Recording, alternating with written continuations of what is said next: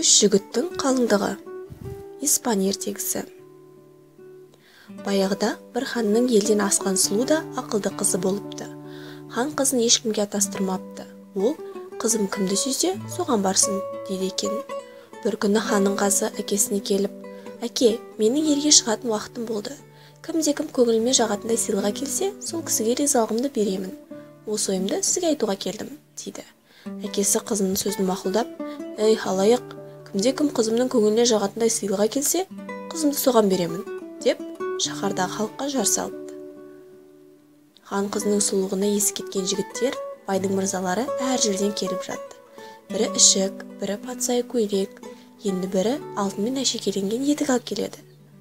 Хан қызының көңіліне бірде-бірі жақпайды. Сыйлыға келгендердің басы салбырап үйлеріне қайтады. Осы мезгілде үш шаһардан үш кісі бағын сынамаққа хан еліне қарай шығады. Хан елінің күре жолына келгенде үшеуі бір-біріне жолығады. Олардың бірінде сыйлыққа кілем, екіншісінде айна, үшіншісінде бір алма болыпты. Жол жөнекей үш адам хан қызына әкеле жатқан сыйлықтардың қасиеттерін айтады. Бірінші жігіт, менің кілемім көзді ашып жұмғанша қалаған жеріңе жеткізеді, дейді. Екінші жігіт, ал менің айнағыма қараған адам жер жүзінде не болып жатқанын көреді, дейді.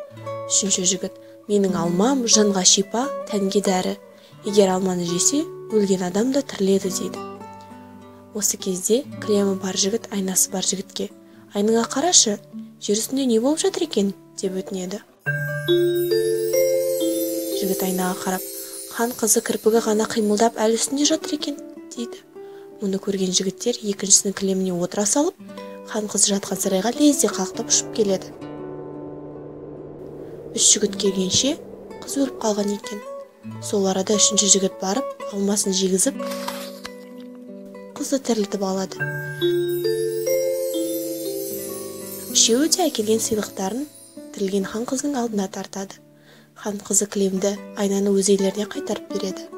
Ал алмасы бар жігітке тұрмысқа шықпақ болады. Сонда кілемі және айнасы бар жігіттер тұрып, біздің сыйлығымыз ешкімдікінен де кем емес. Егер айнамен қарап көрмесек, кілемге отырып жылдам ұшып келмесек, сіз өлген болар едіңіз. Неліктен сіз алма келген жігітті таңдадыңыз, деп өкпе айтады. Сонда қыз тұрып былай дейді. Кеш келсе де ол жігіт мені тірілтіп алар еді. Бұл бір. Екіншіден, мен алмасын жеп қойдым. Енді мен ол алманы қайтарып бере алмаймын. Ал сендердің айналарың мен кілемдерің өздеріңде, дейді. Екі жігіт осылай сөзден жеңіліп, еліне қайтып кетеді.